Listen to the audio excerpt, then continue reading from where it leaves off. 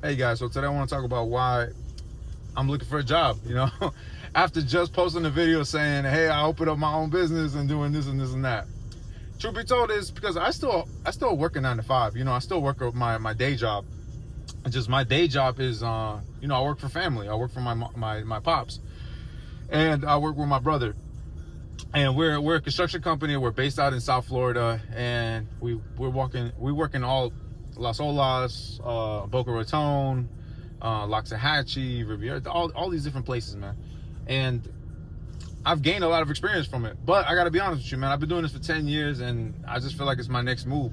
And mind you, I've said this countless times before, right? I left working with my pops and worked at CUI Cable as a Comcast subcontractor. I also worked for I-95 Nissan. That's a dealership that sells cars. And I did it, man, because I needed more experience. That's just the truth. Like with CUI Cable, it's because I've always wanted to work in that field, right? Before I worked in construction, I went to school for information technology and cybersecurity, and I learned, the networking side, not a full-fledged networking side, but I have somewhat of an understanding in that field, and I wanted to grow it. And I saw CUI Cable had an opening. They're the ones that actually called me back, so I went with it. I worked for two months. It wasn't all that because I wasn't getting paid that much, and I was using my own truck. It wasn't that great. Anyways, I came back to construction with my pops. I was getting paid well.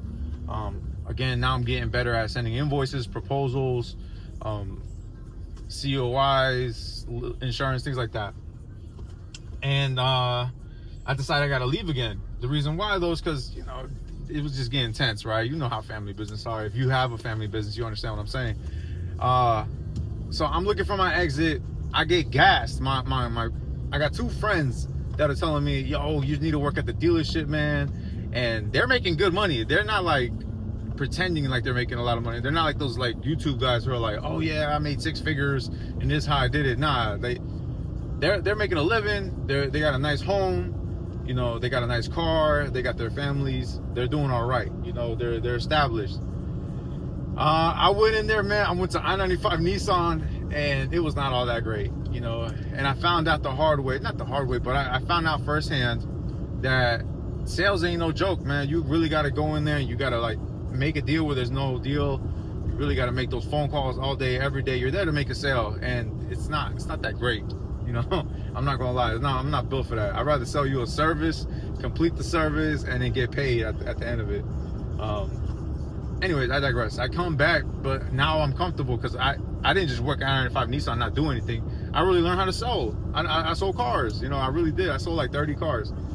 The number changes too. I tell people I sold 25 cars, I sold 30 cars, I sold 40 cars. That's the salesman part of me, right?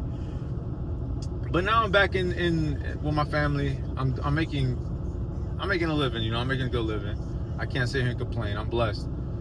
But I'm like, my pops is getting older. I'm pretty sure he wants to retire. I don't want to continue to do this, and everybody and their mama tells me, oh, you can do it like this, you can do it like that. Man, at the end of the day, not one of y'all do what I do on a day-to-day. Not one of y'all would wake up and do what I do. Some of y'all would probably rather work somewhere else and collect a check, instead of having the kind of responsibility. And I might sound like I'm complaining, but I don't give a fuck. You know what I'm saying? Y'all can kick rocks.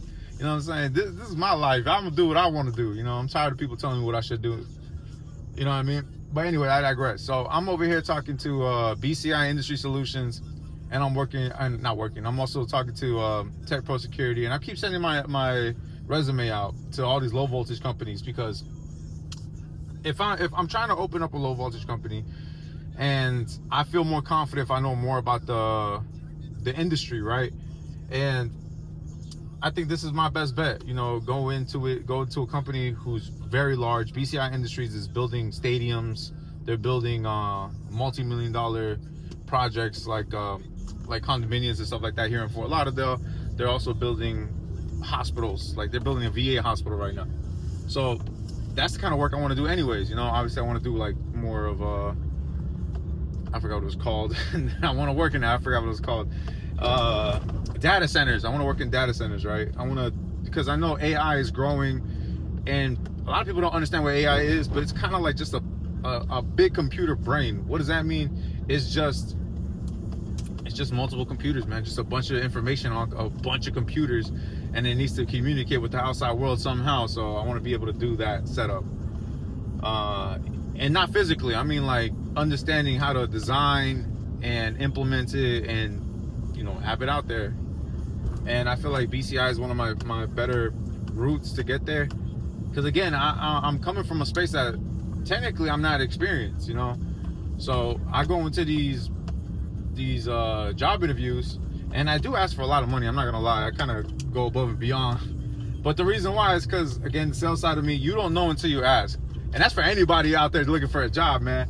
Ask for the highest amount. If you like, don't psych yourself out. You'll sit there and play yourself out of a position just because you feel like you're not worth it. You're worth it, bro.